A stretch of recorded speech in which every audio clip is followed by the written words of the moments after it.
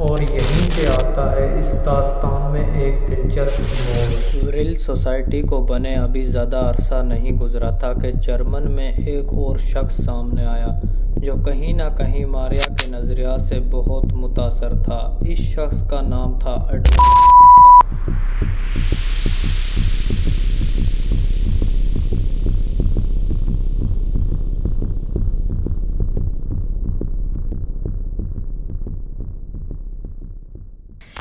جسے قدیم اور پراسرار طاقتوں کو ڈھونڈنے کا جنون تھا اور پراسرار علوم سے بہت زیادہ متاثر تھا۔ اور شاید آپ میری بات کا یقین نہ کریں لیکن یہ سچ ہے کہ ہٹلر کا دل سے ماننا تھا کہ کسی زمانے میں شمالی علاقوں میں قدیم علوم رکھنے والی ایک نسل رہتی تھی جو دوائی بنانے اور جنگی حکمت عملی میں بہت زیادہ ترقی یافتہ تھی، لیکن ان کا علاقہ آہستہ آہستہ سمندر میں ڈوب گیا اور اس کے بعد وہ لوگ جزیروں سے نکل کر یورپ کی طرف آئے اور آہستہ آہستہ پورے یورپ میں پھیل گئے۔ ان لوگوں میں سے آگے چل کر ایک نسل پیدا ہوئی جسے ہم آرین نسل کہتے ہیں۔ اب ہٹلر کا ماننا تھا کہ جب آرین نسل کے علاقے ڈوب گئے تو وہ اپنے قدیم علوم کو اپنے ساتھ لے کر یورپ میں آ گئے، لیکن وہ کسی ایک جگہ نہیں ٹھہرے بلکہ پورے یورپ میں پھیل گئے اور اس طرح ان کے علوم بھی ان کے ساتھ پھیل گئے۔ اب سوال یہ ہے کہ ہٹلر نے صدیوں پرانے علوم کی تلاش میں کیا کیا؟ آپ سب کو معلوم ہے کہ ہٹلر کے 12 جنرل تھے۔ ان جنرل میں سے ایک جنرل کا نام تھا ہملر، اور آپ غور سے سنیں، ہملر اور ہٹلر دونوں کو پراسرار علوم میں بہت زیادہ دلچسپی تھی۔ یہ دلچسپی اتنی زیادہ تھی کہ آپ دیکھیں کہ ہٹلر 1933 میں اقتدار میں آیا اور صرف 2 سال بعد یعنی 1935 میں ہملر نے باقاعدہ ایک تحقیقات ادارہ بنا دیا جس کا نام تھا آہنن اربع۔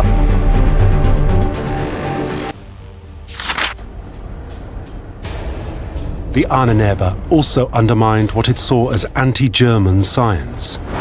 آہنن اربع کی ٹیم کے ساتھ بذات خود ہملر اور ہٹلر تحقیق میں شامل ہوتے اور خاص خیال رکھا جاتا کہ اس ٹیم میں صرف مخصوص نسل سے ہوں۔ یہ وہی نسل ہے جس کے بال سنہری، قد لمبا، جلد سفید اور آنکھ نیلی ہوں۔ ان لوگوں کو شادی کی اجازت بھی صرف مخصوص نسل کی عورتوں سے ہی ہوتی تھی تاکہ ان کی نسل کو برقرار رکھا جا سکے۔ اور اب آپ سنتے جائیں کہ ہٹلر نے جرمن کی تاریخ میں کیا کچھ کیا۔ ہٹلر نے ایک کے بعد ایک ایکسپیڈیشن شروع کیے جن کا مقصد تھا کہ قدیم اور خفیہ علوم کو اکٹھا کرنا، یعنی اوکلٹ نالج کو اکٹھا کرنا، ایسے علوم جو دنیا پر حکومت کرنے میں مدد دے سکتے تھے۔ ہٹلر کی پہلی ایکسپیڈیشن 1935 میں فن لینڈ گئی جس کا مقصد تھا کہ جادوگر اور جادوگرنیوں کو تلاش کرنا، لیکن انہیں پتہ چلا کہ یہ لوگ فن لینڈ میں رہتے تو ہیں لیکن وہ کبھی اپنی تصویر نہیں کھینچنے دیتے، لہٰذا آہنن اربع نے فوٹوگرافر کے بجائے ایک الوسٹریٹر بھیج دیا جس کا نام تھا اولا۔ اولا کہتا ہے کہ مجھے میرے سینئر نے سختی سے ہدایت دی تھی کہ ان لوگوں کو غور سے دیکھنا کہ وہ کیا پہنتے ہیں، وہ کیا پڑھتے ہیں، ان کا لباس کیسا ہے، وہ کیسے چلتے ہیں، اور یہ تمام چیزیں مجھے بعد میں خاکوں پر محفوظ کر کے دینی ہیں۔ اولا کہتا ہے کہ ہماری ٹیم کے ساتھ ایک موسیقی ماہر بھی تھا جو ان کے منتروں کو ریکارڈ کر کے پھر انہیں پریکٹس کرتا تھا۔ آہنن اربع کا اگلا ایکسپیڈیشن سویڈن کی غاروں میں تھا جہاں انہوں نے غاروں کی دیواروں پر بنی قدیم علامتوں کو محفوظ کیا تاکہ انہیں آہنن اربع کے ہیڈ کوارٹر میں بھیجا جا سکے اور مزید تحقیقات کی جا سکے کہ ان غاروں میں کون کون سے علامات پوشیدہ چھپی ہوئے ہیں۔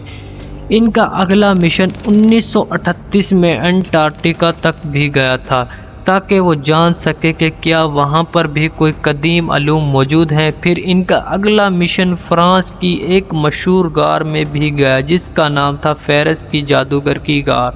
آپ کو یاد ہے کہ اس غار میں ایک عجیب و غریب تصویر بنی ہوئی ہے جو 13,000 سال پرانی ہے۔ اس تصویر کو دیکھ کر آپ پہچان بھی نہیں سکیں گے کہ یہ کسی انسان کی تصویر ہے یا کسی جانور کی۔ پہلی نظر دیکھنے پر یہ تصویر ایک ہرن کی لگتی ہے، لیکن اگر آپ غور کریں تو اس کے دونوں ہاتھ انسان جیسے ہیں، اس کی پچھلی ٹانگیں بھی انسان جیسی ہیں، بالکل اس کا چہرہ بھی انسان جیسا ہے، لیکن اس کا جسم اور کھڑے ہونے کا پوسچر صرف جانور کی طرح ہے۔ 13,000 سال پہلے ان لوگوں نے کون سی چیز دیکھ کر یہ تصویر بنائی تھی؟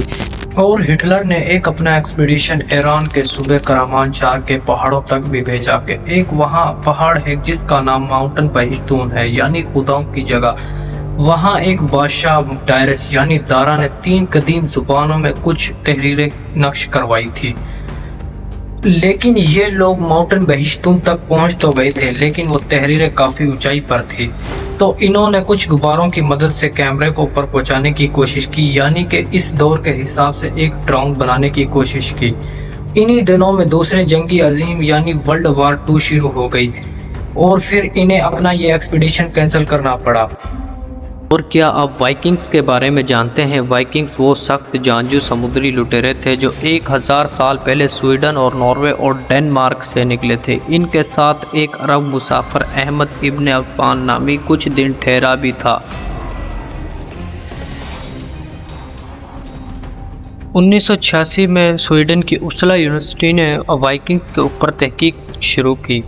انہوں نے پورے سویڈن کی غاروں سے قدیم نشانات اکٹھے کیے جو آج سے 1000 سال پہلے وائکنگز اور ان سے پہلے گزرے لوگوں نے بنائے تھے۔ یہ نشانات سویڈن کے جنگلوں میں غاروں کی دیواروں پر اور پتھروں پر بنے ہوئے تھے۔ ان نشانات کو قدیم کہا جاتا ہے، یعنی اینشین رومز۔ اسی دوران انہوں نے ایک پروجیکٹ شروع کیا جس کا نام تھا داورین ڈیٹا پروجیکٹ۔ اس کے ریکارڈ میں ایک خاص پتھر موجود ہے جس پر قدیم زبان میں ایک جادوئی منتر لکھا ہوا ہے۔ اس میں بتایا گیا کہ اگر 9 بکرے اور 9 گھوڑوں کی قربانی دی جائے تو مقدس قادری درخت کے ذریعے 9 دنیاؤں کے دروازے کھل سکتے ہیں۔ کیا آپ نے غور کیا کہ اس معلومات میں ایک خاص نمبر 9 بار بار استعمال ہو رہا ہے؟ 9 بکرے، 9 گھوڑے، 9 دنیا، یہ عدد کا علم تھا۔ اور دوسری، یہاں کسی دوسرے جہان کے دروازے کھلنے کی بات ہو رہی ہے۔ یہی وجہ تھی کہ ہٹلر سویڈن کی غاروں میں اپنی ایکسپیڈیشن بار بار بھیج رہا تھا، اور واقعی ان غاروں میں کچھ نہ کچھ راز ضرور چھپے ہوئے تھے۔ پچھلے 30,000 سالوں میں پورے یورپ کی غاروں میں قدیم لوگوں نے کچھ نشانات بنائے، لیکن جہاں کچھ علامتوں کو ہم سمجھ چکے ہیں وہاں 32 علامتیں ایسی ہیں جن کا متعلق ہم کچھ نہیں جانتے، کیوں نہ کہ ان کا کیا مطلب ہے، لیکن وہ 32 علامتیں پچھلے 30,000 سالوں میں بار بار ایک دوسرے سے سینکڑوں میل دور بنائی گئی نظر آتی ہیں۔ ان 32 علامتوں میں زگ زیگ بھی ہیں اور سمبلائز بھی ہیں اور ٹرائنگلز بھی ہیں اور ڈاٹ بھی ہیں، لیکن اگر یہ سمبلز بار بار بنائے گئے ہیں تو ان کا کیا مطلب ہو سکتا ہے؟ اس کا مطلب یہ ہے کہ یہ علامتیں اپنے بنانے والوں کے لیے کچھ نہ کچھ معنی تو ضرور رکھتی تھی، لیکن اگر یہ صرف ڈیکوریشن کے لیے ہوتی تو 30,000 سال جیسے طویل عرصے کے دوران ان میں بہت ساری ویریشن اور ڈیزائن دیکھنے کو ملتے، لیکن ایسا کچھ بھی نہیں ہوا، بلکہ یہ 32 علامتیں پورے یورپ یعنی سویڈن کی غاروں میں بار بار نظر آتی ہیں، جیسا کسی نے مخفی زبان میں کوئی ہدایات لکھ چھوڑی ہوں، کوئی علوم چھوڑے ہوں، اور ان علوم کی تلاش میں آہنن اربا یعنی ہٹلر کی ایک تنظیم آہنن اربا نے اپنی مشن بار بار بھیج رہی تھی۔ اور لیٹ می ٹیل یو کہ انہیں وہاں جو کچھ ملا وہ لوگ اسے بہت زیادہ متاثر تھے، اور میرے ایسے کہنے کی 2 وجوہات ہیں۔ پہلی وجہ کہ ایک تو ہملر نے اپنے فزیشین کو ایک مرتبہ کہا تھا کہ تم دیکھنا ان قریب یہاں نورڈک خداؤں کی دوبارہ سے عبادت ہونے لگے گی، ہم بکھرے ہوئے پتھروں کو اکٹھا کر کے ایک ایسی عمارت بنا رہے ہیں جس کے اندر تمہیں اپنے ہر سوال کا جواب ملے گا۔ ان کے کہنے کا مطلب یہ تھا کہ ہم پورے یورپ میں بکھرے ہوئے علوم کو ایک جگہ اکٹھا اکٹھا کر رہے ہیں، ایسے علوم جن میں تمہیں اپنے ہر سوال کا جواب مل جائے گا، اور دوسری وجہ آپ کو اس ویڈیو کے آخر میں بتاؤں گا۔ لیکن دلچسپ بات یہ ہے کہ صرف یہ لوگ مخفی علوم میں پاگل نہیں تھے، بلکہ یہ مقدس ریلیکس کی تلاش میں بھی پاگل ہوئے پڑے تھے۔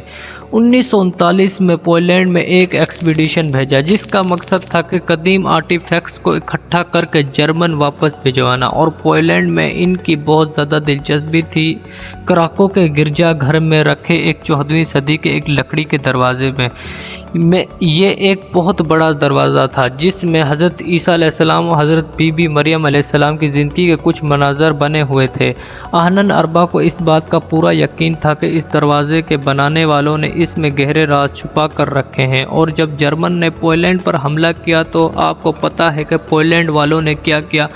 پولینڈ والوں نے سب سے پہلے اس دروازے کو 32 ٹکڑوں میں ڈسمینٹل کر کے پولینڈ کے مختلف حصوں میں چھپا کر رکھ دیا، لیکن جرمن نے بھی ان کا پیچھا نہ چھوڑا۔ انہوں نے اس دروازے کے ایک ایک ٹکڑے کو ڈھونڈ نکالا اور پھر 3 ٹرکوں میں بھر کے لوڈ کر کے اسے برلن بھجوا دیا۔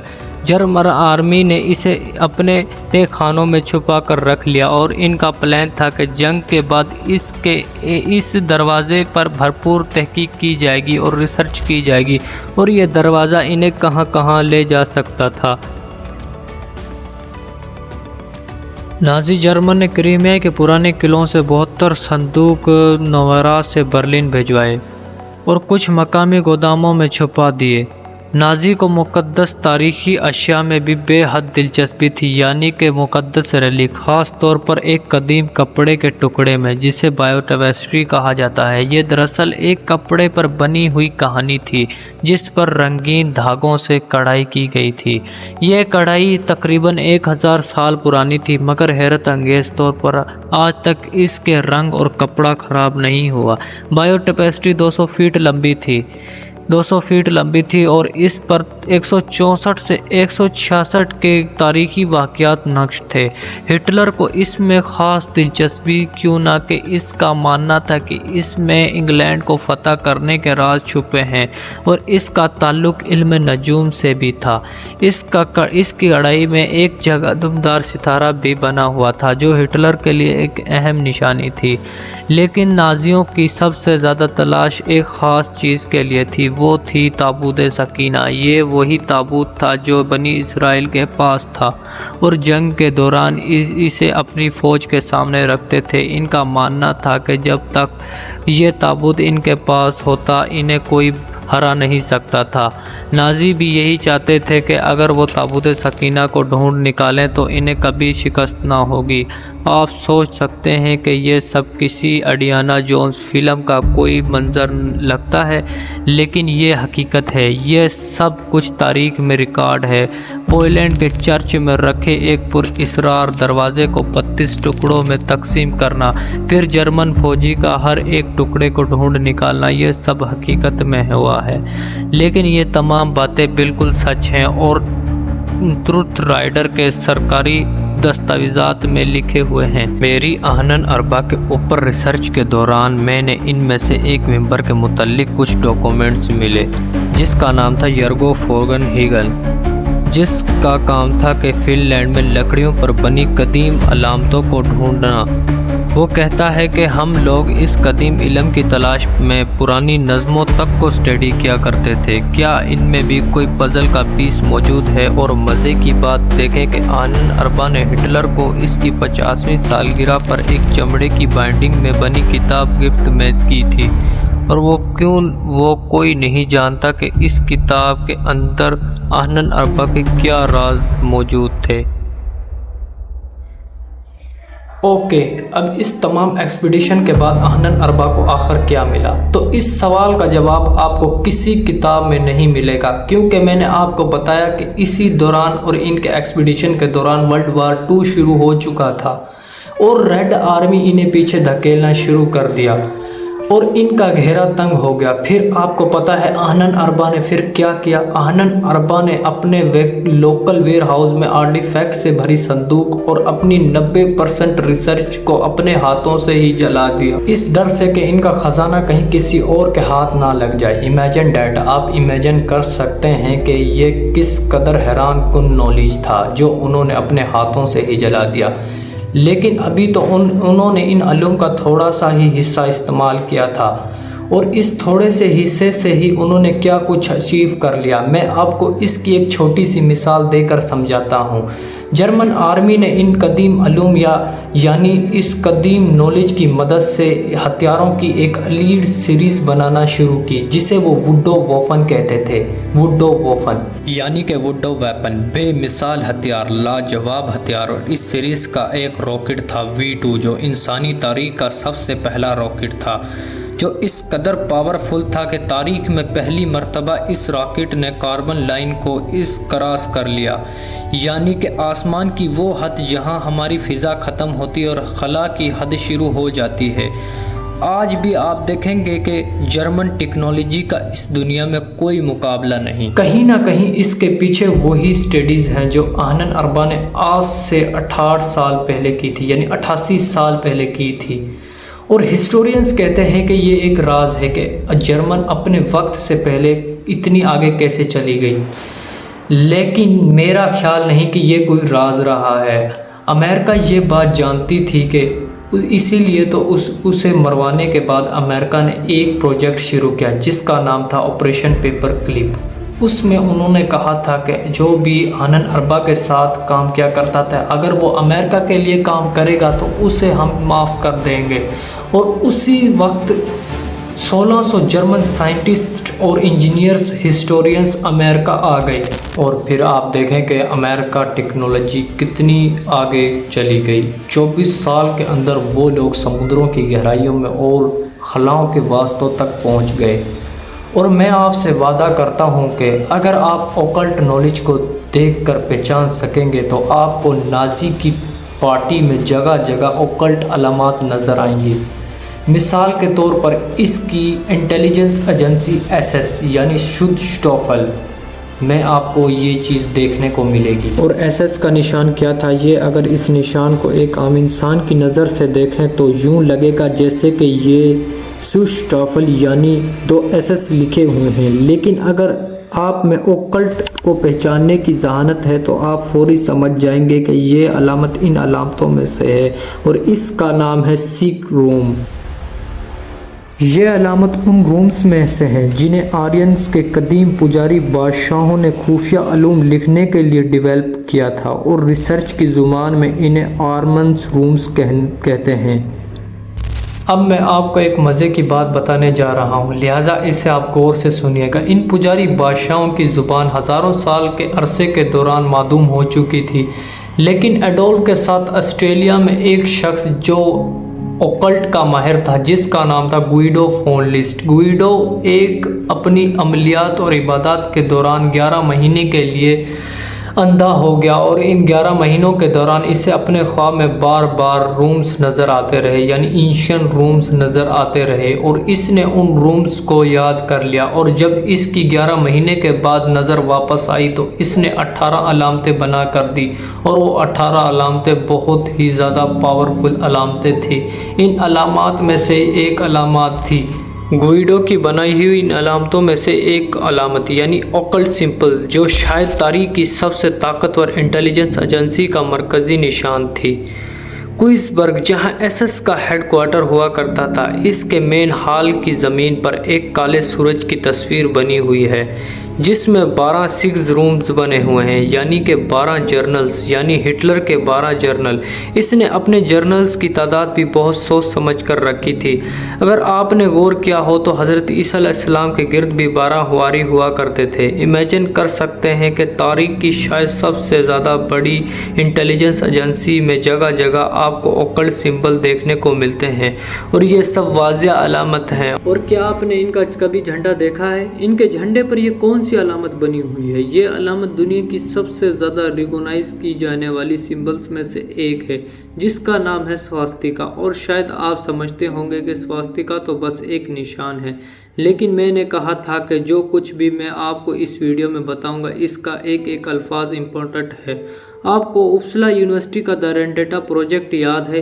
اسے دیکھیں، یہ ڈنمارک سے ملنے والا ایک پتھر ہے جس پر 1200 سال پہلے کسی نے اینشنٹ رومز بنائے تھے، اور دیکھیں کہ اس پہ کون سا سمبل بنا ہوا ہے، سواستیکا۔ آپ کو یاد ہے کہ آنن اربا کا ایک مشن ایران کے پہاڑوں میں بھی گیا تھا۔ اس وقت میں نے آپ کو صرف اتنا بتایا تھا کہ وہ لوگ بہشتون کے پہاڑوں میں گئے تھے، جہاں بادشاہ ڈائرس یعنی دارا کے بنائی ہوئے رومز کو اسٹڈی کرنے کے لیے گئے تھے، لیکن میں نے آپ کو یہ نہیں بتایا تھا کہ وہ لوگ گوراشات کے پہاڑوں میں بھی گئے تھے، جہاں لاحق مزار کے مقدس پہاڑوں میں بھی ایک اوکلٹ سمبل کسی نے آج سے 7000 سال پہلے بنایا تھا۔ اور گیس کریں کہ یہ کون سا سمبل ہے، سواستیکا۔ اور میمان کے پر اسرار گیگن کے پہاڑوں میں بھی کسی نے 8000 سال پہلے قدیم علامتیں چھوڑی تھی، اور گیس کریں کہ یہ کون سی علامت ہے، یہ بھی سواستیکا کی ہی علامت ہے۔ اور بابل یعنی عراق سے ملنے والے یہ 4000 سال پرانا یہ برتن، جس کا نام تھا دا سومیرین باؤل، جسے آنن اربا اپنے ساتھ چرا کر برلن لے گئی، اور آج بھی یہ برلن کے ایک میوزیم میں ہی رکھا ہوا ہے۔ اور اس کے سینٹر میں آپ دیکھیں کہ یہ کون سی علامت بنی ہوئی ہے، سواستیکا۔ اور یہ ملا کہاں سے تھا؟ ایسی سرزمین بابل سے جہاں 2 فرشتے ہاروت اور ماروت پر جادو نازل کیا گیا تھا، اور یہ اوکلٹ نالج کی سرزمین بیبیلون تھی۔ اور ایران کے صوبے جیلان سے کھدائی کے دوران یہ ملنے والی 12000 سال پرانے نیکلس، ان کے جوڑوں میں دیکھیں کہ یہ کیا بنا ہوا ہے، سواستیکا۔ اور پاکستان سے منجو داڑو سے کھدائی کے دوران یہ 2 مہریں ملی، جن کے درمیان دیکھیں یہ کیا بنا ہوا ہے، سواستیکا، اور سواستیکا بنا ہوا ہے۔ اور چچنیا کی اس قدیم عبادت گاہ کے ارچ پر دیکھیں کہ یہ کیا بنا ہوا ہے، سواستیکا۔ اور 2500 سال پرانے ان یونانی سکوں پر دیکھیں کہ یہ کیا بنا ہوا ہے، یہ بھی سواستیکا ہے۔ اور آپ کو یاد ہے کہ میں نے آپ کو بتایا تھا کہ ان 32 علامتوں کے بارے میں جو پورے یورپ کی غاروں میں بنی ہوئی ہیں، اور ان کے متعلق آج تک ہم کچھ نہیں جانتے۔ اور آپ میری بات غور سے سنیے گا اور مجھے بتائیے گا کہ یہ ہزاروں سال پرانے قدیم اوکلٹ سمبل کے جو دنیا بھر کے پہاڑوں اور جنگلوں اور غاروں میں بنے ہوئے ہیں، یہ دنیا کی سب سے بڑی 20ویں صدی کی انٹیلیجنس ایجنسی آرمی، جو ان کے مرکزی جھنڈوں کے نشان تھے۔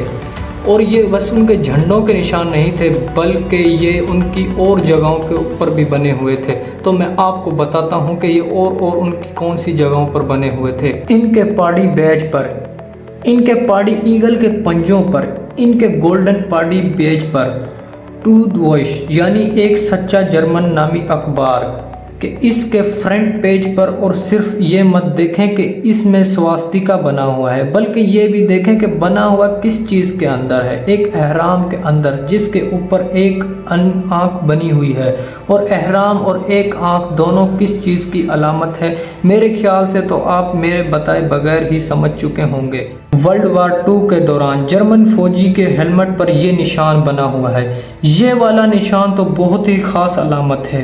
جب بھی جرمن آرمی کے ایلیٹ فورس کی میٹنگ ہوتی، اس میٹنگ میں وہ بذات خود شریک ہوتا۔ اس وقت بلڈنگ کے دروازے پر یہ نشان لٹکایا جاتا تھا، جس کا مطلب ہوتا تھا کہ آج وہ بذات خود یہاں شریک ہے۔ آپ کو ان کے متعلق اور بھی بہت کچھ بتا سکتا ہوں، اور مجھے پورا یقین ہے کہ آپ میری ویڈیو کو دیکھنے کے لیے گھنٹوں تیار ہیں۔ لیکن آج ہم اس ویڈیو کا ایک بات کہہ کر اینڈ کریں گے کہ علم النجوم، علم الاعداد، علم الحروف یا پھر علم العلامات، یعنی کہ ایسٹرولوجی، نیولوجی، فیولوجی، یا کہ پھر ہم نے جو آج پڑھا سمبولوجی، یہ ہزاروں سالوں سے ایگزسٹ کرتی ہیں۔ اور میری کئی مہینوں کی ریسرچ کے بعد میں اس نتیجے پہ پہنچا ہوں کہ ان علوم کی ہم طاقت کو استعمال کرتے ہوئے بہت کچھ اچیو کر سکتے ہیں، وہ کچھ حاصل کر سکتے ہیں کہ جو ہم سے شمس المعارف جیسی کتابیں وعدہ کرتی ہیں کہ علم الحروف اور علم الاعداد کے ذریعے میں تمہیں انسانوں کی نظروں سے غائب ہونا سکھاؤں گی۔ میں تمہیں وہ طاقت سکھاؤں گی جس کے بعد تمہارے سامنے کھڑے لوگ بے بس ہو کر تمہارے سامنے اپنے دلوں کے راز فاش کر دیں گے۔ میں تمہیں وہ طاقت دوں گی جس کے بعد تمہیں چھپی ہوئی دنیا نظر آنے لگیں جائیں گی۔ میں تمہیں وہ راز دوں گی جس سے تم ہوا میں اڑنے لگو گے۔ میں تمہیں وہ الفاظ دوں گی جن سے تمہارے پاس روز سونے کے سکے ظاہر ہوا کریں گے۔ میں تمہیں وہ طریقہ دوں گی جس سے جنگلی جانور بے بس ہو کر تمہارے سامنے جھکنا شروع ہو جائیں گے۔ اور آپ نے دیکھا کہ یہ کیسی کتاب ہے اور یہ وہ علوم سکھاتی ہے، لیکن ان علوم کو سیکھنا دنیا کا سب سے خطرناک کام ہے، کیوں نہ کہ آپ کب روحانیت سے نکل کر شیطانیت میں داخل ہو جائیں گے اور آپ کو پتہ بھی نہیں چلے گا۔ اسی لیے تو میں نے ان کو اوکلٹ کی کیٹیگری میں رکھا ہے، جس کا مطلب ہی چھپا ہوا، ڈھکا ہوا، مخفی، ایسے علوم جن کی باؤنڈری مبہم ہو کہ آپ کو پتہ بھی نہ چلے کہ آپ کو یہ مذہب کے دائرے سے نکال کر ایک جادوئی دنیا میں لے جائیں۔ اور یہاں سے میں آپ کو ایک بہت ہی امپورٹنٹ بات بتاؤں گا، اور یہ بہت ہی امپورٹنٹ حدیث ہے جس میں ہے کہ آپ صلی اللہ علیہ وسلم نے فرمایا کہ شرک کو پہچاننا ایسا ہے کہ جیسے صفا کے پہاڑ پر رینگتی ہوئی چونٹی کو۔ تو آپ کو میں بتاؤں کہ ان علوم کو پہچاننا بھی ایسا ہی ہے کہ یہ آپ کو اوکلٹ کی کیٹیگری میں لے جائیں گے یا روحانیت کی، یا روحانیت سے نکال کر آپ کو اوکلٹ میں یعنی جادوئی دنیا میں۔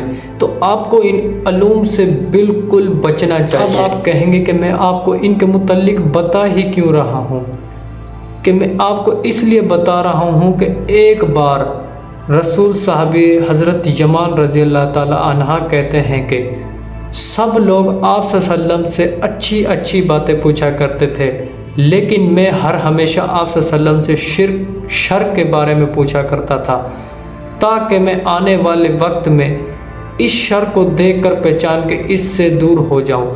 تو اسی لیے میں نے آپ کو اوکلٹ کی دنیا کے ریلیٹو اتنی ڈیٹیل انفارمیشن دی ہے۔